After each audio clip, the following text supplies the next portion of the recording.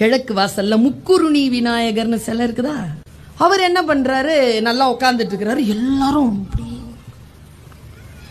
அங்க வெளியில யானை இப்படி கேக்குது. எனக்கு டவுட், கோயில் யானை நம்ம கிட்ட பிச்சை கேக்குது, சாமி யானை கிட்ட நாம பிச்சை கேட்கிறோம். What is the different? ரெண்டும் யானை தானே. எப்ப இது கோயில் யானை, எப்ப அது சாமி யானை? ஒரே ஒரு டிஃபரன்ஸ் தான், அங்குசம். யானைனா மதம் பிடிக்கும், மதம் பிடிக்கணும், அதை அடக்கிறதுக்கு அங்குசம்னு ஒண்ணு இருக்கணும். அந்த யானைக்கு மதம் பிடிக்கிற அந்த பலவீனத்தை அடக்கக்கூடிய அங்குசத்தை கோவில் யானை தன் பாகன் கையில் கொடுத்திருக்கிறது. விநாயக யானையை ரொம்ப நல்லா டைட் க்ளோஸ் அப்ல பாருங்க, அவர் தான் கையிலே வச்சிருப்பார். அதை எவன் ஒருவன் தன் பலவீனத்தை அடக்கக்கூடிய ஆயுதத்தை அடுத்தவர்கள் கையில் கொடுக்கிறானோ அவன் பிச்சை எடுப்பான்.